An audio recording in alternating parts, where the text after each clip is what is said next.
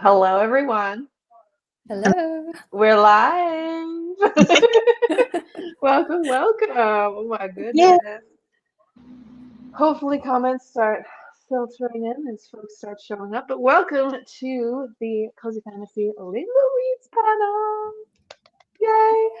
We are missing two folks today. One no longer could make it, and one is running behind. So hopefully they will pop in at some point today, or at some point in the next few minutes. Not today. My brain is gone. Hi, it's Canadian Thanksgiving this weekend, so I'm on like vacation mode. But yes, I'm Jen. I write fantasy. I'm Canadian, as I just said.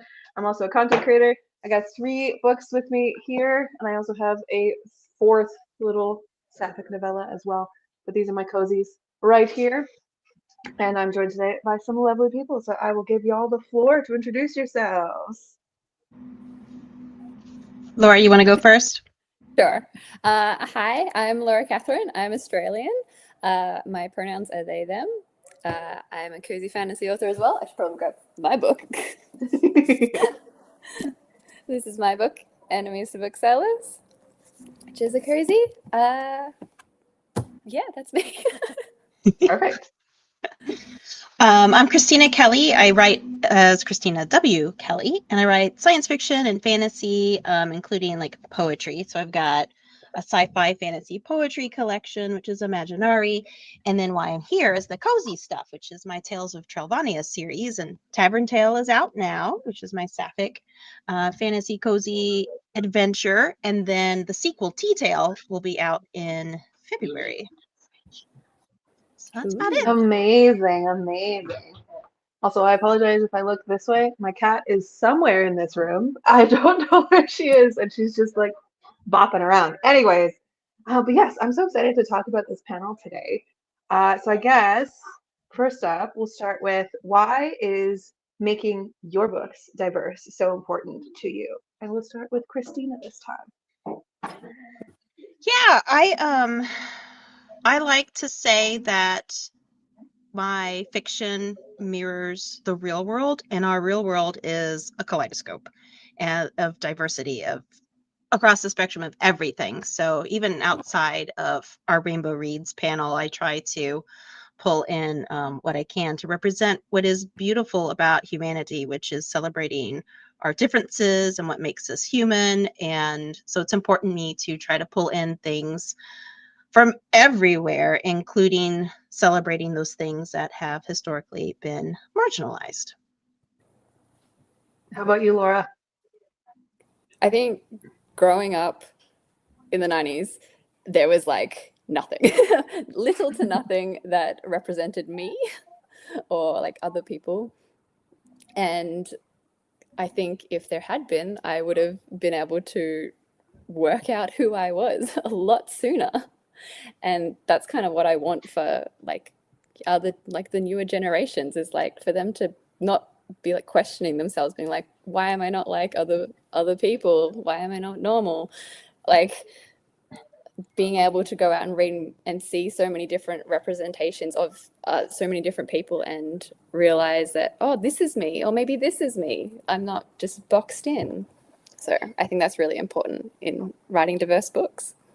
Absolutely. I totally agree with both of you. I think it's just so important for diversity of any kind to show like people of all races and backgrounds and all queerness and on the spectrums and in all disabilities as well. So it's making our fiction more real because it's, even though it's fiction and even though it's fantasy, why wouldn't we also want to see so much diversity and variety in people and stories in the stories that we are also reading? Makes it feel more lived in, makes it feel more real. And I think that representation is so important. So that's awesome. All right, so kind of going into like the process of including queerness and diversity in your stories. What is your process as you're creating the stories, as you're crafting things to kind of to include that, if you have a process at all? Like I was listening to a podcast earlier today called Writing About Dragons and Shit, and it is one of the questions was like, what comes first, the character or the arc? Like, what comes first, the character or its queerness, or the story or its queerness? Like, for you guys, where are you at with your cozy stories? What do you like to do first in your process? I think it's definitely one of like the first things I think about when I'm like planning a book. It's like what kind of queer story do I want to tell? What kind of representation do I want to include in the story this time around? Because there's just so much out there. So it's kind of like, what kind of story do I want to tell this time? And it's definitely something to think about. I haven't really thought about like it as a process. I don't think it's just kind of like, as I am plotting a book, it just kind of naturally will just come out and flow in the story of, yeah. I agree. I think it's more of a like, I there's been times where I've been like, oh, I'm gonna set out and make this person this way, and then they actually start coming onto the page and they're like, you thought I was this? Absolutely not. They're completely different. So yeah, it's all the process. How about you, Christina? Yeah, most of the time I'm what they call the exploratory writer. So I will start with something. I'll start with a character, I'll start with a scene, I'll start with a place. Like it just really depends, and then that's where I start writing and see what happens. So for example, with Tavern Tale, all I knew is that I wanted to have a really cozy fall autumn book. That was it. And I started writing. And my first scene has my two main characters, Saf and Divine, at the tavern. And immediately they start flirting. I go, okay, well, I guess this is going to be a romance. And then that's where it happens a lot, is with my characters. Just like they tell me what's going to happen, whether it's interacting with another character and that brings out something about their personality. And now I realize exactly what they're going to do. One of them I didn't know until book 2, because she's a side character. I didn't particularly know what she was going to do. So book 2, she told me what was going on with a line. I go, oh, okay, thank you for that. So yeah, that's part of the fun for me, is that exploration of the characters and them kind of telling me what they would like to do and what they would like to be. That's so true. Yeah, I Love agree. that. And so like Yeah. I think it's like a mix of like, sometimes I'm like, okay, I would like this character. This character is definitely this way. And then other characters, you start writing them and they're like, oh, by the way, I'm like this. Just so you know. And it just pops up while you're writing, like, oh, of course you are. How did I not realize that? Yep. I think it comes with I don't know. I don't know if either of you were like this back when you were like a baby writer, but when I was first starting to write, I I would like bring out the like full like online like character sheets and like fill in all of the attributes and the thing. Like it was like building a D&D character before I knew what D&D was. And then I would also like try to shoehorn in personality traits and all this kind of stuff. And I felt like that was the creation of characters for so long. But now as a writer, I'm just telling these stories and the people kind of tell me who they are at some point. And I love that. Like I was playing with my first book back in 2023, and these two characters, Ari and Finn, had been living in my head for so many years, and I wanted to do different things with them. I wanted to do like a Witcher and like Merlin retelling like action thing, and then I ended up playing Arlias in a D&D game, and then I brought it to cozy, and it just made so much sense to have something so lovely and so soft, and then explore the characters a little bit. And I don't really explore it in the book, but Finn is also bisexual because I am, and I'm just like, it's so cool what characters can just tell you on the page, and I love that. And I love that we're all kind of on the same page about the creation of our characters in that capacity. I guess also like the creation of stories itself. How much does the inherent queerness and relationships really impact in your stories? Because I know a lot of cozy books right now are like romantic-y leaning, but to you guys, like, is the romance the main thing, or do you like to do other stuff? Yeah, I like to say mine is cozy with higher stakes. So what I've done is sprinkled in some of my favorite high fantasy or epic fantasy type things with what I do. So there's a little bit more of some stakes going on at the same time as the whole book is about the two characters and their budding romance, so to speak. So kind of like I would say like the second book in Legends and Lattes, the name is escaping me. Bookshelves and Bone Dust. Yes. So how that felt a little bit more high stakes, a little more battle. So I sprinkle in some of those things that maybe not 100% what people might think is just cozy. But I like to have just a little bit more on top of it, sprinkle. How about you, Laura? I think with enemies to booksellers, like my main characters are already in a relationship, so I wouldn't like it's more about them being in the relationship. I don't know if it's like about the romance, but it's about them, how they work together and how they're different and they have to, oh sorry, this cat fur everywhere. How they have to come together and like work out how to be in a relationship together. And that's kind of, I guess it's like it is a main point of the story, but I don't know if it's like the romance of it I don't know if there's like, it feels like there's difference between the romance and the relationship itself. Like they're not falling in love. Yeah. It's like they're already there and they're trying to work out how to be together and be a couple and like, yeah, work out each other's differences. Yeah. It's more like the slice of life-esque thing, instead of just like being a romantasy or a romance novel. I was having this conversation with my friend the other day, my friend Sophia, because she's a really big romance reader. And we were talking about a romance that was like, I think they got together in the final chapter, and she's like, absolutely not. Like, I don't want that. I want them to be together in the book and like to really live that as well. So I think there's different layers of like the level of romance you can include. And I think a lot of us, when we think of diverse stories, we think immediately of like, oh, it's seeing the love story, it's the sapphic, it's the gay, it's the it's the F, like whatever. And I think also there's no, I don't know necessarily of a big market, but there's also the other side of like just people existing. Because I know, oh, I can't remember the name of it. There's a novella that I picked up during one of the cozy sales that is just a bunch of queer folks as friends that are just on an adventure. And I think that is also so wonderful when there's like no romance. You just get to see people being amazing with each other. I think that's awesome. And I know with my cozies, I've done like a second story is pretty much an established romance, sort of. I always like to say sort of an established because the beginning part is them kind of like getting together, and then the rest of the book is just them living together. Just living. And then A Little Luck is fully like a slow burn romance. And then my most recent one as well is like a slow burn kind of build, but it's also just so entertaining to see these stories that are just built on friendships. And I love working with friendships of really diverse qualities as well. So yeah, like, how about you guys? What do you like to do with non-romantic diversity and representation? Yeah, my co-author is going to be mad at me that I completely forgot about this one. Oh, no! You remembered now. That's the important part. So it's a novella, The Lady's Crown Bearer.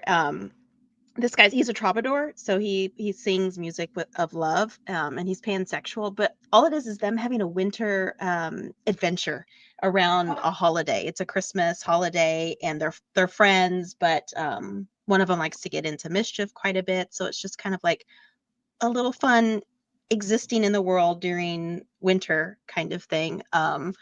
So I do love like just the friendships and existing in the world too, without having to have a romance plot as well. But I cannot believe it's 8 o'clock here where I am, 8 p.m. So like, yeah, it's 7:14 where I am too. Brain's gone. And I see a lot of folks in the chat talking about Arrow and Ace Rep, and yes, absolutely. It's including not just the bog standard like gay, lesbian, trans, right? It's the entire spectrum of the queer community. It is so important. And my main character of A Favorite Fae, my latest one, is on the demi spectrum. So it is so nice to see people like that just being represented in their lives. And it's also really cool to see a lot of romances come up now. Or not necessarily a lot of them, but there's a few more that are coming up that have Ace Rep, which is so fun and so cool. Yes. I love that. There's definitely not enough ace rep in No. like, queer books at all. It's very, very, Absolutely very not. It is one of the one identities in that whole acronym that is often most forgotten, Mm. and that sucks because Yeah. no, absolutely not.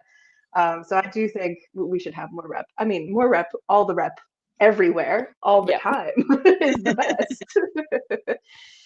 All right. I also wanted to ask about how you guys go about building your worlds in your stories. Now that we've kind of talked about characters, like how do you go about, like, do you want in your stories to make sure that your world is queer normative, or do you want to go about your stories and kind of examine like our world that has a lot of negativity towards queerness?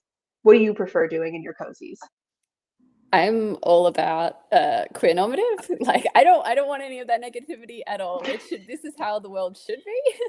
And yeah, it's always queer normative for me in my books. So it's just like, and it does, it's supposed to be subtle. Like you're not supposed to be like, oh, this is queer normative. Like this is the world. Like that's It just just how is. it is. That is how life goes. And everyone's just okay with everyone being whoever they want to be. Yeah. How about Yeah. you, Kristina? That's my favorite to do, is just existing. It's normal. Like Laura Catherine was saying, that just it's there. Um, there's a story that my co-author and I are working on to release in a couple years, where we kind of, I don't want to get too sidebar, but there's like 3 different realms and they handle everything differently. So one of them, everything's just normal. Don't bat an eye at anything. And one of the realms, we try to flip our real world kind of on its head a little bit, because I feel like in literature earlier on, romance seemed to be accepted quicker than Yep. FF. And it still So is. what Yep. we did with our culture was that they celebrated FF pairings because of the way they worship their goddess, basically. But pairings was like, it doesn't make sense. Our goddess and how that religion worked, FF pairings made sense. So we try to kind of like throw a little bit of real world in, but just try to flip it on the head. But I'm with Lauren Catherine. I don't want to write or read anything where we've got prejudice going on. No, thank you. Absolutely not. Especially in a cozy space. Like cozy feels like Yeah. this safe, warm thing. Like why do you want to have that negativity in this safe, warm space? Yeah. Yeah, I agree. I think it was reading Julie Leong, who is going to be part of one of my panels tomorrow. So audience, please come around and enjoy reading Julie or watching Julie Leong as one of the beach read panelists, which is very fun. Her work in The Teller of Small Fortunes is very interesting because I know there's a big debate about like what cozy fantasy really even means. And a lot of people are like, oh, it's lower stakes. It's this. And it's like, yes, but it's also, I think, definitely a space where people can explore these things on a smaller level, and it's kindly done. And it's like creating these communities and these heartwarming spaces and stuff like that. And I think Julie Young's Tell Us Small Fortunes, I have not had the chance to read her newest one that's either coming out or is out. I have the arc for it. I can't remember when it's coming out, but it the way that she handles prejudice in her cozy is so nice. It's more of a racial prejudice in Teller, and I know the second one is Sapphic, so I'm interested to read that one and see how she handles that. But of course, every world is diverse and has differing. That is the word, differing opinions and stuff like that. So I love creating a queer normative world for my own books because it is definitely, for me anyways, like I want to set out to create books that are very welcoming, and it's a safe space for anyone to find a space to like land and hide for a few hours. And I've had so many different emails of people saying like, thank you for creating Airbound. It just feels so safe and wonderful, especially as the world being in hellfire. So but yeah, I think having queer normativity is just so nice. And I hate that it's like just a fantasy thing, you know? It's like, oh, why can't that just be real? Because Mm, it is queerness is everywhere, but it's just not normalized. Anyways, yeah. my little rant of the day. Um, but speaking of that, as I mentioned, like communities and found family and creating safe spaces, like I don't really have a question about this. I just wrote down like literally communities, found family, and creating safe spaces because, as I said, I want to set out to create a safe space for readers. But what do you guys feel like about the idea of cozy fantasy really being this heartwarming, more like the definition of it kind of, I know is up for debate and whatever, but coming down to basically creating community and it's heartwarming? Because I don't think I've ever seen cozy fantasy that does not also have the found family trope attached to it. Mm, And that is my favorite trope ever. So what is your opinion agreed. on communities and cozy and stuff like that?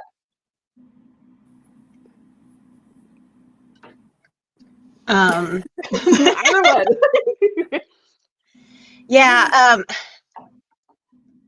So with cozy fantasy, I definitely see the community and the found family type. I also feel like it's always has some sort of like one of my favorite things, like plants or sentient plants, or like there's always an element that's like, oh, that's a favorite tea, tea's in it or something.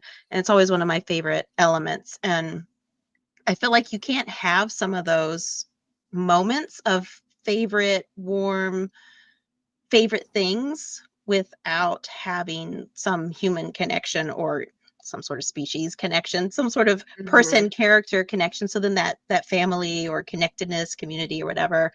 So like when I wrote Tavern Tale, it's set in a city, but it's really focused at first just in the tavern and the people in the tavern. And then it spreads out a little bit to the people they encounter in the city and the fall festival. And so there's a favorite thing of mine, fall festival. So I'm connecting my favorite thing in a community. And I don't know where I was going with that, so I'm going to end. My brain was just like, okay, you're done. I totally agree. Like having that sense of like as little as brewing yourself a cup of tea, it's always better with someone else. Oh no, come on. I still hear you. You are frozen, but I heard you. Oh no. Oh no. Well, Jen might be back. So when I wrote Enemies to Booksellers, it was at a time for me that was like I was like really down and depressed kind of, and I'd read Legends and Lattes. It was like the first cozy I read, and that book like was healing my soul at the time, and I was like, I just want to like again safe space. I want something. I want to write a book that includes all the things that make me happy to like Yes. heal my soul. So Yes. it's like I want a bookstore, I want tea, I want like delicious bakery goods and talking animals. And I want everyone to just like sit by the fire and have conversations. And so like the process of writing this book, like it really like it made a safe space for me to like heal myself. So I think that's like it's just really important. I totally agree. Yeah, I love that you said that you were writing your favorite things, like what makes us happy, what brings us joy. And then I hope the reader can feel that too, because I'm just writing all the stuff that I love in here for you and me. Yeah, tea parties and bookstores and walks along the beach and cuddling up with a cozy cat and all, et cetera, et cetera. Yeah. Just all your favorite things all wrapped into one. And I love it. And I think, as someone in the chat said, I think Lynn said, I think found family also dates to some societal scars involving people getting rejected IRL and finding a space where people find better families for themselves. The wish fulfillment we wish we got, which I think is definitely true. And then above that, Autumn says, it makes sense that those of us are hoping for a queer normative world are also seeking found family, because we're seeking that love and that acceptance, and we find that in our chosen families. And I think the fact that found family is such a big trope and so amazing and healing and wonderful and cozy, it's because of that. And I love 100%. it. I love it so much. Yep. I also wrote down a little bit about villains, because I know historically queerness was always villainized in media, and that kind of a thing. And we're often now fighting that stereotype of like, if there's any queerness in books, it's like, it's not the villain, you know? But I know queer, what am I saying? I know cozy does not always align with the villainess. But I want to know, like, how do you guys go about kind of combating that like stereotype in your work, even if it's not in cozy? Like, how do you make sure that you're not falling into that? Make I everybody feel queer. I like don't know. in Enemies to Booksellers, the villain, I guess, is probably one of the only straight people in my book. Like, I'm like, just coincidentally, I guess, like, it wasn't planned or anything, but as you were talking about, I was like, oh yeah, my villain's actually not queer. So I guess that's the way I'm combating it. All the good people are queer. Just turn it on its head. Yeah. I love it. I love that. I love it. I think what I did, so in Tavern Tale, the main baddie is my main character's ex-girlfriend, and she stole my main character's talisman and therefore her magic. When I developed her, I wanted her to have more about her than just she was a nasty person. I mean, she is a nasty person. She needs to go in the trash can. But she also has this whole background that she comes from a competing temple from my main character, and they already have a rivalry there. So there's like more depth to it versus she's bad and she's queer and that's it. You know, Yeah. I think if there is more to reality of people's good and badness, so that needs to be there versus they're bad and they're queer and that's it, and that's what you walk away with.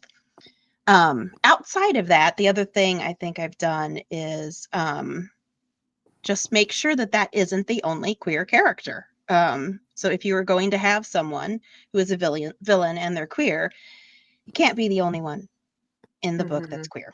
So that's what I got. Yeah. So add more queer characters, and not just for villains, but for like all characters, like not making their queerness their Exactly. identity. Like it's a part of them, but it's not just them. They're not just the gay character or the lesbian character or the ace character.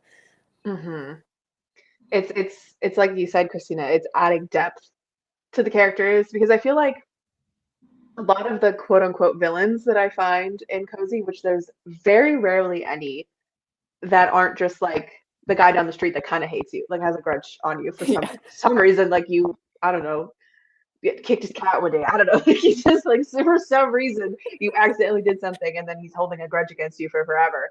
And I think having that complexity of like a real life character, obviously they're going to be more than just their queerness.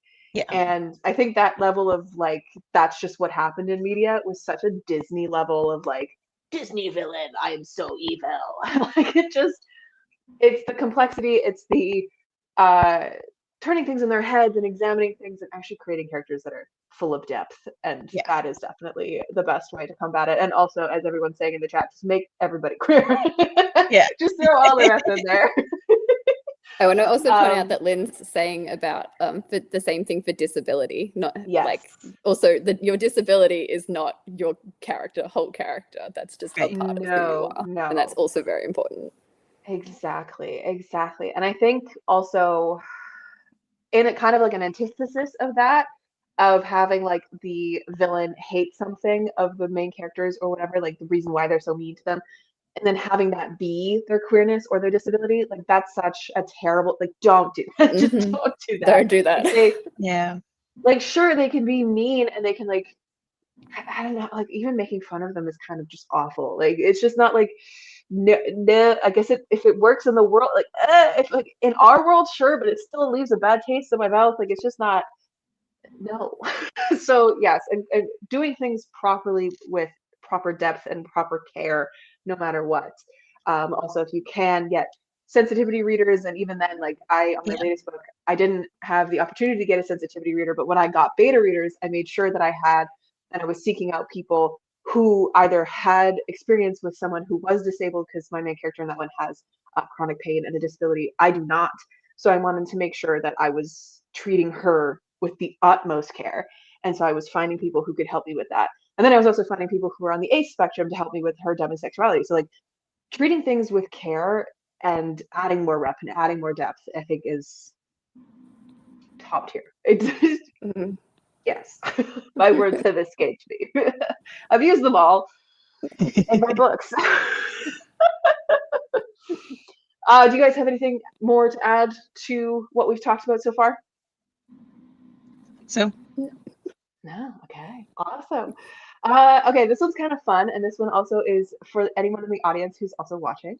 What tropes do you feel goes best with queer cozy fantasy? Obviously, other than found family, because we talked about that. Well, I think like finding your true self, like you took even my like and finding your true self is probably the top one there, I think. yeah. Mm-hmm. And like second chance at life kind of thing as well, kind of a bit connected in like figuring out who you are and then almost starting over. Yes, it's that like little rebirth that people have, and in such a like, I don't want to say mundane way, but that feels like the right word for it. Like it's just simple. Like it's just like, oh no, like how I've been living doesn't have to be like I could change it. I could open up a bookstore. Why not? You know? I love it. Yep. Yeah. Well, Laura stole mine. That was what I was gonna say. But along with that, I think just like kind of almost the same thing, like finding your power, your strength, your confidence. I love that. Someone finding themselves who they are, but also like learning that they have the power inside of them, that they are strong, they are capable, whatever that is for them. Yeah, I love those. Yeah, I think there's something so genuinely heartwarming about a lot of the things that appear in cozies, and it's a lot of like, yes, it's a lot of tied to community and tied to found family and all that kind of stuff, but it's just so much internal that just it's like, oh, I want to believe in my character that I'm reading so much, and then at the end you're like, oh, they achieved everything they wanted, and they realized that they're awesome. Yeah, it's just it just makes my whole chest warm. I totally agree. I think And another one. No, go for it. I was gonna say another one's like healing old wounds, which is also like connected to that. Is like the healing, especially in cozy, like the healing process a lot of characters go through, whether it's like mentally, physically, all of those things. Like that's a really big trope. I think also connects very well with the community.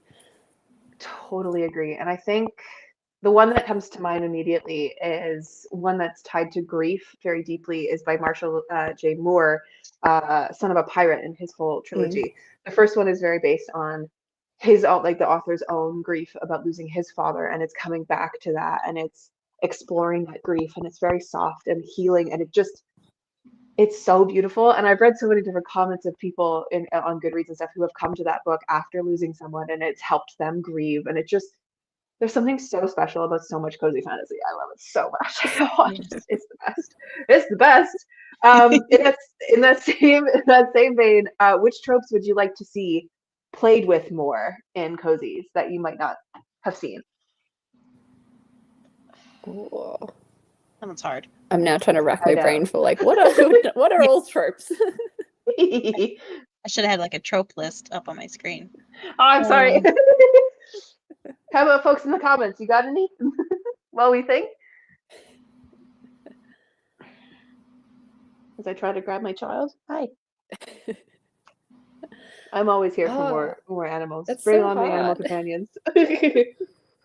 I think I don't know that I see it a lot yet, but I have so many more books to read. So, in the chat, throw out if you got examples. But I like to see more of kind of what I'm trying to do, which is take epic fantasy stuff and cozyfy it. So, like in your typical epic fantasy, like super old school method, is that you've got the inciting incident, and then you've got like a mentor, like a Gandalf character. So, like the Gandalf mentor type character coming into the cozy fantasy, the finding the elixir of life at the end of the trail, pulling that in, those kind of things. But if anybody has those books, I will gobble those up. So let me know if there's. Oh my God, I want that. Someone write it in the chat or in the comments on this video after if you know of a book that is like the mentor-mentee Gandalf and Frodo, or Aragon and his guy that I don't remember the name of, but like, you know what I mean? I love that kind of stuff. I would love that kind of stuff. How about you, Laura? I'd like to see, like, because a lot of cozy fantasy books, like I guess a lot of the trope is like your character is living a different life, and then they stop that life to start having a cozy life. I think it'd be nice to have like a book where someone's already having their cozy life, and maybe they like find someone else and are trying to like teach them how to have this cozy life. Like, I don't know, it just popped in my head. That would be so fun. That's a great point. A lot of it is the finding the cozy life, not already in the cozy life. Or like, you're like in your cozy life already, and something tries to like disrupt the cozy life, and you're like trying to like get back to that point again. Like, no. No, thanks. I'm gonna go have my tea over here. Anyways, let's get into our starred comments from the chat. So if any of you have more comments from the chat that you, or like questions that you want to ask us, feel free to put them in the chat. We'll put them on the screen. We're going to start with Red Karen's. What deeper rep would you like to see in cozy fantasies? Ooh, I think we talked about it, like ace rep. Like, I think we talked about it a bit before, but like, for me, ace rep, I think, is just one of the few ones that don't see enough of. Yeah, definitely. And even like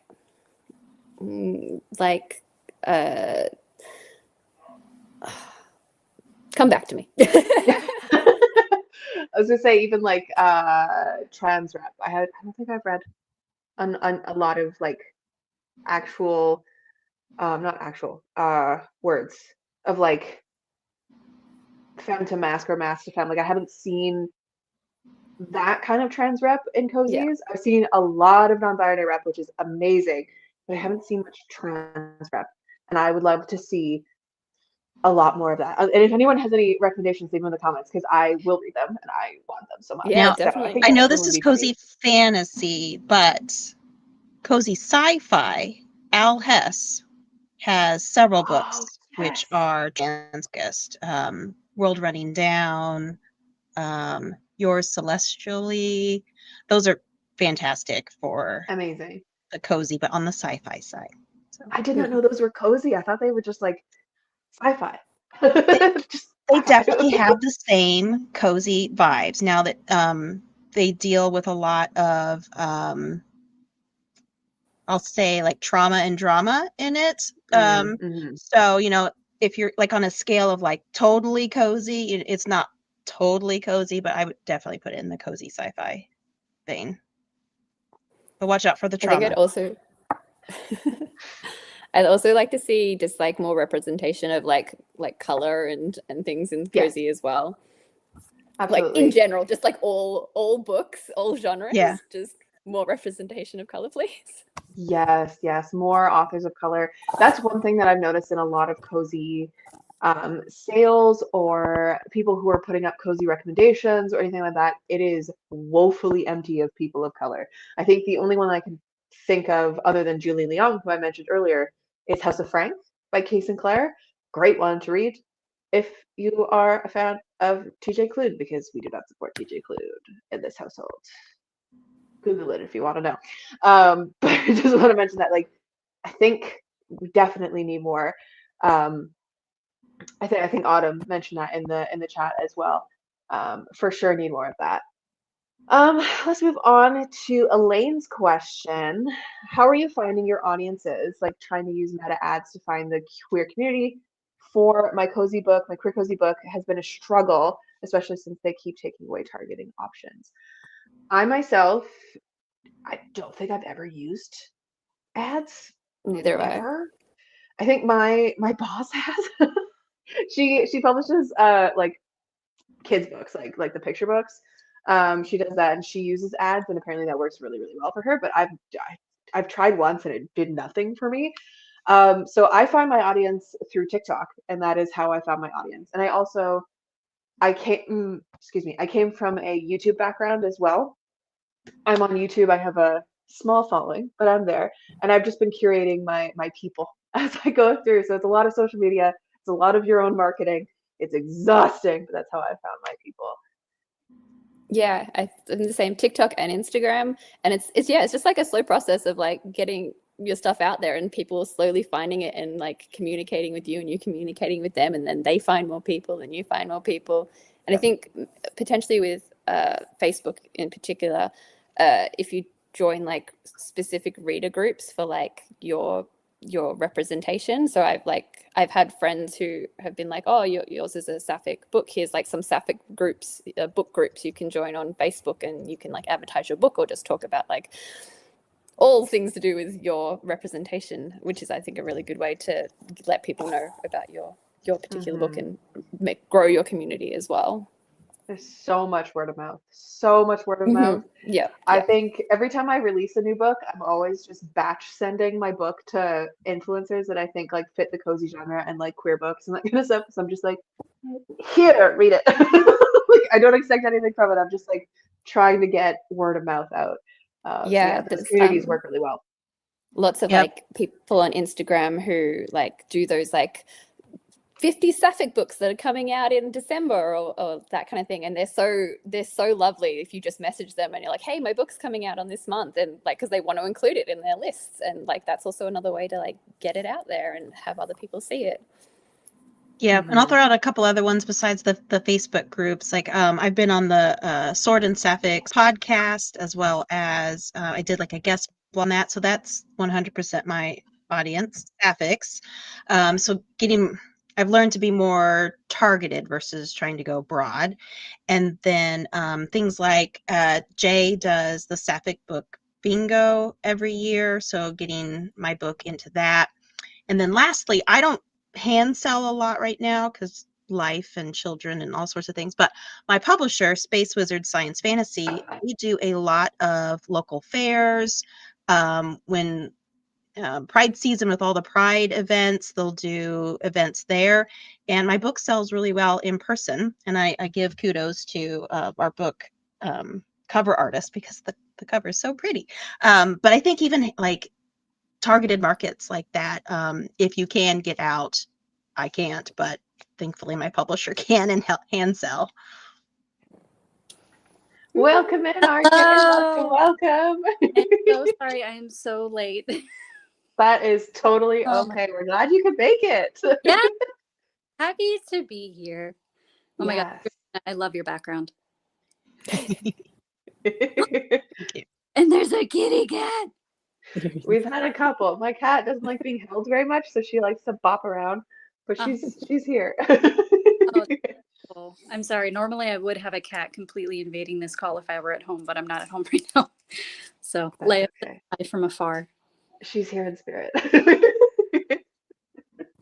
I just wanted to add onto that conversation with finding more places and stuff like that, to like put your books and sell your books. If you can get into cozy sales as well, if you get into groups like that.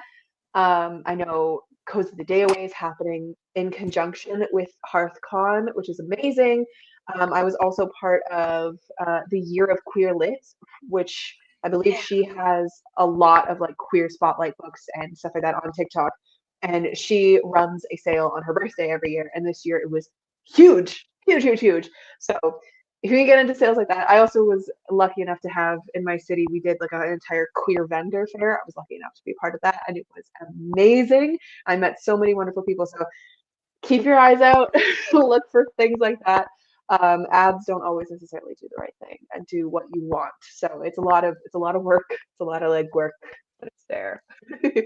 It's really fun though. I feel like for me, I started doing like book conventions in Australia this year, and it's like the most sales I had was just like talking to people about my book in person, because you can just actually sell yourself and your book, and it's more personal if I'm like talking to you about my story, as opposed to you just looking at it on like Amazon or whatever and reading the description. They can't as easily scroll past you in person. Yeah. Exactly.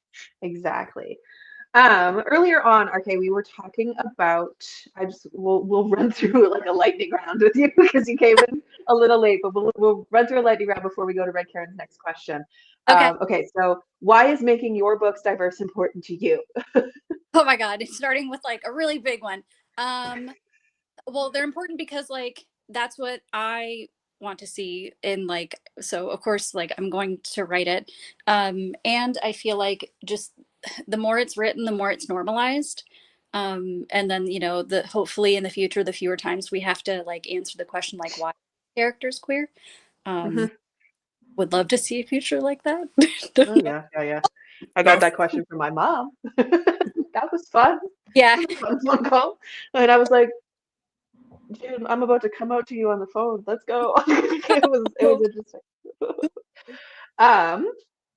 What is your process like when you're including queerness in your books? Do you set out to make just like you're making characters and they turn out queer, or do you set out to be like, okay, I want to make a story that is like sapphic, or I want to go make a MM story? How's your process? It's kind of a mix of both. Rival Most Vile ended up being because when the characters popped in my heads, they were both two guys. And I was like, oh, well, like, do they need to be? And the more I was like trying to branch out, the more it just didn't feel true to the characters I'd come up with. So they remained an MM romance.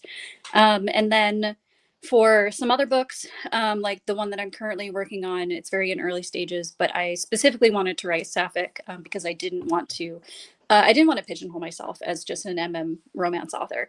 And so I trying to consciously break out. And then I think another part that's kind of like the early on part is like, as I'm considering stories. And then later on during revisions, I definitely, part of my process is sensitivity readers, because I do want to write about characters that don't fit my own identity, but you know, I also want to make sure I'm like doing it right, basically. So that's another part of the process. I love that. Actually, like intentionally setting out to do sapphic is what I did with my second book. I was like, I want my ladies to come in, please. I want my ladies here. Also, like talking about how you go about making your characters. How about your worlds? We talked about like queer normative worlds earlier. Do you set out to write queer normative worlds, or do you like to kind of examine more of an our world like situation where people are more critical or negative about the queer community? I do write queer normative worlds because I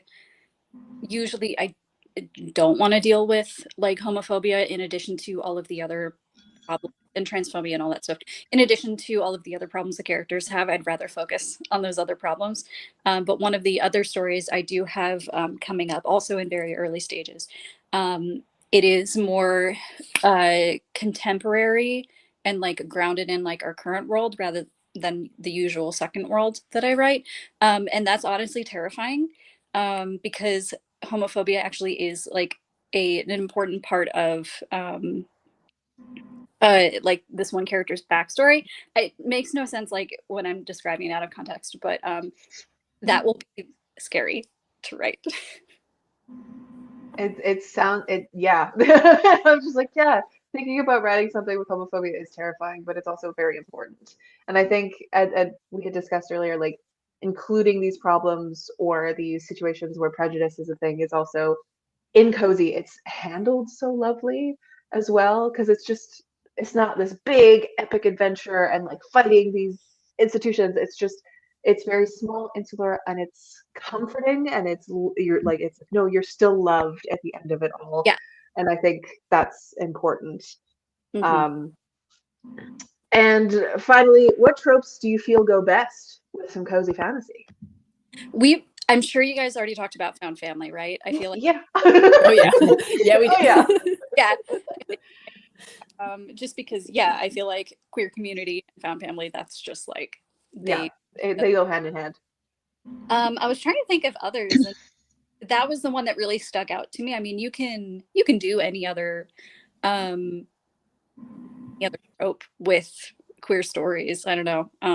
Yeah, found family, of course, was the the cliche one that stuck out to me. Numero uno. I love it. I love it. Okay, let's go to Red Karen's question. Why do you think Sapphic is suddenly everywhere in new releases? An interesting take. Because there is still, I'm on the side of Book Talk that is still like, I follow so many different Sapphic people and Sapphic creators and like people who show Sapphic books, but they're always like, nobody wants to read Sapphic books in the mainstream. So I would like your take on that. That's an interesting one. I don't know if I realized that new releases were skewing Sapphic, but I love that they are, because I feel like, yeah, for the longest time, Sapphic is kind of like the overlooked one, or the less well read one. I couldn't tell you why, but I think it's a good thing. Yeah, I agree. I think it's like, what did someone say? Like they were trying to recommend queer books because someone was asking for queer recommendations, and someone offered like a bunch of Sapphic books, and the person was like, "Oh no, not Sapphic," and I was like, That's so sad. "What do you mean?" So yeah, I agree with you, RK. Christina, Laura, either of you have anything? I don't know if for cozy fantasy, because everyone's like, well, Travis Baldry's Legends and Lattes was like one of the things that started like cozy fantasy going, or like more recognized, and like that has a Sapphic relationship in it. If that's like everyone else is kind of like, well, we can also do Sapphic stories in this cozy space. But I agree that like there's definitely more Sapphic books out there. I don't know if it's like there's more Sapphic books out there, but or that I'm just now in the space of like I just see all the Sapphic books. That's what I was gonna say. I think the algorithms are finally doing what they need to do, or I'm spending enough time on the right stuff for then me to see the thing. So I was wondering if it was just I'm seeing it more because I'm seeing it more because of the algorithms, or Laura, you had a great thought that I hate that it has to be this way, but mainstream publishing had a cozy Sapphic pairing, and perhaps it opened that door where we were talking earlier, where MM seemed to be more accepted and still kind of is more accepted. But that's kind of breaking a little bit of the wall there, having that in the big traditional way out there in every bookstore and special editions, and it's got a Sapphic pairing, that it's perhaps opening that and giving some folks more confidence to do the releases.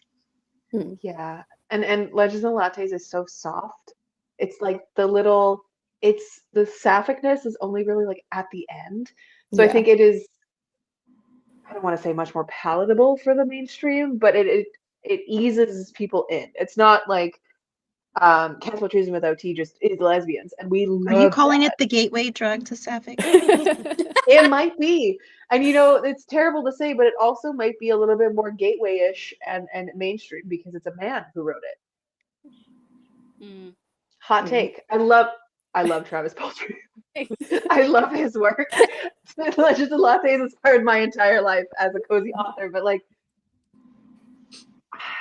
maybe, I don't know. And I think it also it comes to in like all the genres, not just cozies.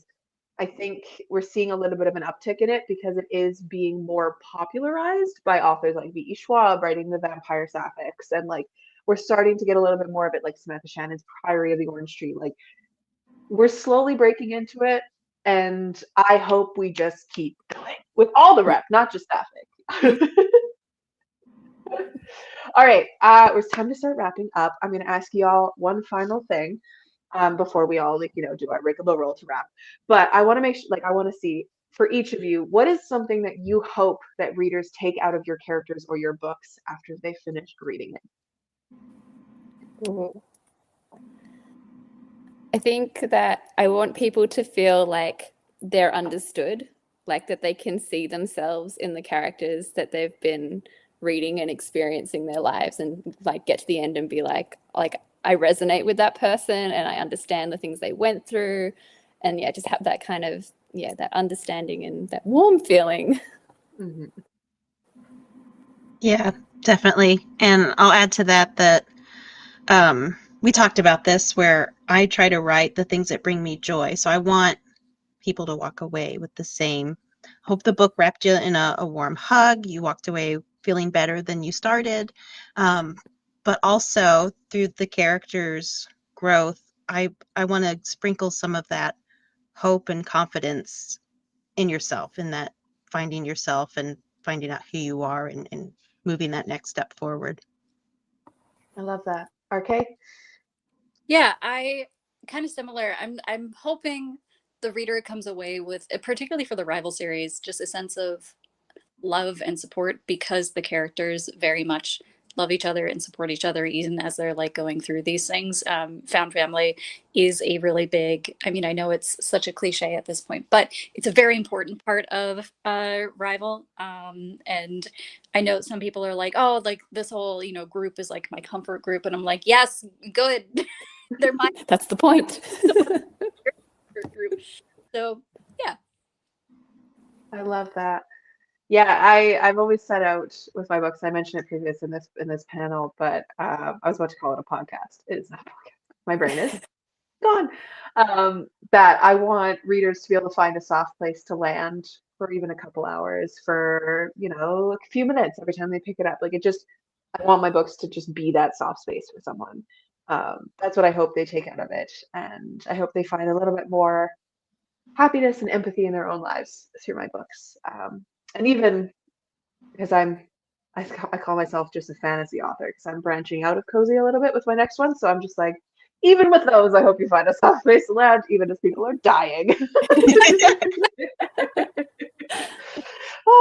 Anyways, all right, we'll wrap up. Let us know your books, who you are, and what are you currently working on. We'll start with RK, because you missed the intro. So yeah, I mean, hello. A cozy fantasy romance author. I wrote A Rival Most Vile and its sequel, A Capture Cauldron. A Draft for a Dragon is coming out in 11 days. That is the final book in the trilogy. So if you want to run around with Amber's and Eli one last time, ARCs and pre-orders are open now. Go pre-order. And then my other series is the Lute Song series. So that's The Stray Spirit, The Spirit Well, and The Spirit's Curse. I just wrapped that trilogy in May. It does not have a queer romance, but it does have queer characters. And then what I'm working on next, I have an agent. And so my next book, we're going to try to get traditionally published. So risky ether, I know. But that one, I'm working on a book called The Bread Witch. It is a sapphic romance between a bread witch and a lady knight, as they work to defend a prince, and make sure his wedding goes safely. Lady That Knights, sounds cool. RK, you said the magic words. I'm in. Writing I'm what in. Oh my god. I am basic. I want a lady knight to literally sweep me off. Oh yes. I literally started tearing up. I was like, oh, Lady Knights. Yeah, really hope it's picked up by somebody. Oh, we're putting it into the ether. Thank you. Kristina, we'll go with you next. Yes, so I'm not just cozy. I write science fiction and fantasy. I've got my poetry collection, which is sci-fi, fantasy, and my photography, which is called Imaginary. But then my cozy is the Tales of Trollbania series, and book one was Tavern Tales, set in cozy autumn, and it's kind of inspired by D&D and RPG side quests, sapphic romance. But what's coming up next is its sequel, Tea Tale, which is going to be cozy winter, and the continuation of the story of my main character and what her magic means and what her relationship means or doesn't mean with the character she met in the first book. And it goes up for pre-order in about 30 days through my publisher, Space Wizards Science Fantasy. They do a backer kit. So there's 7 books releasing at the same time. And so if you back it, you can pick one or many. I think they even have a sapphic bundle for all the sapphic stories. But that's my next release. And I am really excited. You guys saw me sipping tea the whole time. I'm very excited for my tea tale because it's got tea. I love it. I love it. Laura. I'm Laura Catherine, and my cozy is Enemies to Booksellers. I also write like YA fantasy / just like older fantasy as well. what I'm working on, I'm basically in editing trenches for 2 books at the moment. So the second in my cozy fantasy series, which will be set in the same world as Enemies to Booksellers, but with new characters and old characters. And then the other one I'm working on is like a fairy tale inspired story about witches, which has like Gretel from Hansel and Gretel falling in love with Ariel from The Little Mermaid. So that's what I'm working on currently. I love it. And I'm Jen. I'm a Canadian content creator and fantasy author. I've got 3 cozies out. They're all in a completed trilogy. They're all standalone and amazing, and they're awesome. And I thank you all for coming. We're being kicked out. So thank you guys so much for an amazing panel. Thank you.